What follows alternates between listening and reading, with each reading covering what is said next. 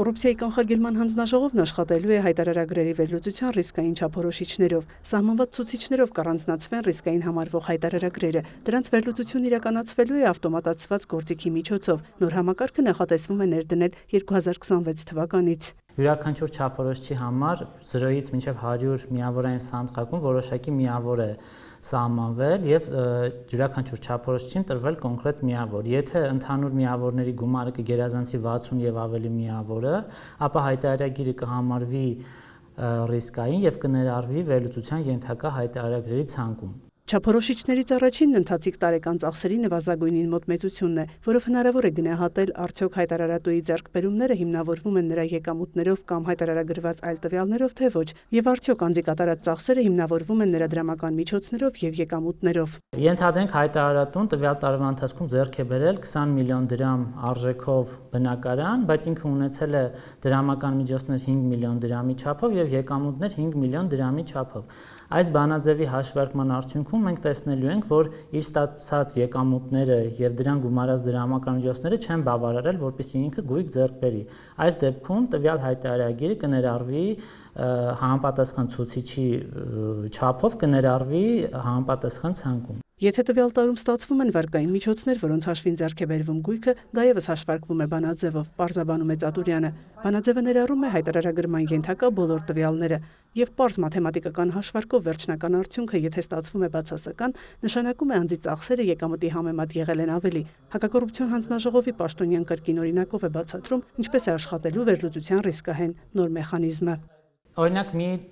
դեպք քննարկենք, հայտարարատուն հայտարարագրել է կանխիկ դրամական միջոցներ 5 միլիոն դրամի չափով, սակայն այս կանխիկ դրամական միջոցները 3 եւ ավելի անգամ գերազանցում են անկանխիկ դրամական միջոցները։ Եվ սրա հետ միաժամանակ, եթե այդ 5 միլիոն դրամի ծագման աղբյուրը չի հիմնավորվում իր նախորդի ստացած եկամուտներով,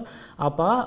այս մասով հայտարարագիրը կդիտարկվի ռիսկային։ Կներդրվի նաև կուսակցությունների տարեկան հաշվետվությունների ստուգման նոր կարգ։ Ստուգումներ կարող են նախաձեռնվել անձանց գրավոր դիմումների, ԶԼՄ հրապարակումների հիման վրա, պետական կամ տեղական ինքնակառավարման մարմիններից ստացված տվյալներով։ Հաշվետվությունները կարող են ստուգվել նաև հանձնաժողովի նախաձեռնությամբ, եթե նախապես սահմանվել է տարեկան մշտադիտարկման պլան կամ հայտնի են դարձել առերևույթ կասկած հարուցող տեղեկություններ։ Կուսակցությունների համար այն լրացուցիչ պարտականություններ չի սահմանում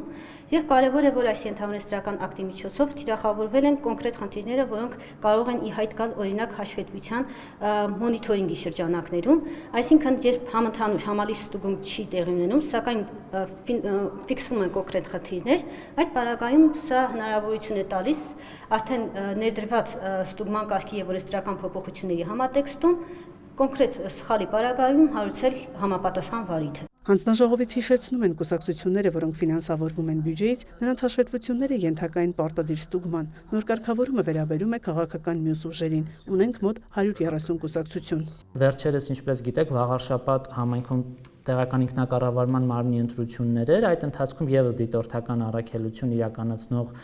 այդ կազմակերպությունների կողմից կային հրապարակումներ անհամապատասխանությունների վերաբերյալ, սրանք եւս մենք ուսումնասիրել ենք եւ այդ կուսակցությունների հաշվետվությունները եւս նախաձեռնվել են, որպեսզի ստուգվեն։ Նախատեսում ենք, որ մինչեւ տարեվերջ պետք է ամբողջական ստուգման արդյունքները ամփոփենք։ Տարեկան հայտարարագրերի մասով որոշ թվեր արդեն ամփոփվել են։ 20,000 անձ ներկայացնում է գույքի եւ եկամուտների տարեկան հայտարարագիր։ Այս տարի նախաձեռնվել է վարչական իրավախախտման 498 վարույթ, 80 անձի նկատմամբ կիրառվել է վարչական տույժ։ Մեծ թիվ են կազմում հայտարարագիր չներկայացնելու հիմքով վարույթները։ Այս դեպքում տուգանքը 200,000 դրամ է։ Հանձնաժողովից զգուշացումներից հետո, սակայն հայտարարագրերը ներկայացվել են, գործը տուգանքին չի հասել։ Հայտարարագրում տվյալներ թաքցնելու կեղծելու հիմքով հանձնաժողովը դատախազություն է ներկայացրել 7 հաղորդում։ Մայա Խաչատրյան, Արտակ Գևորգյան, լուրեր։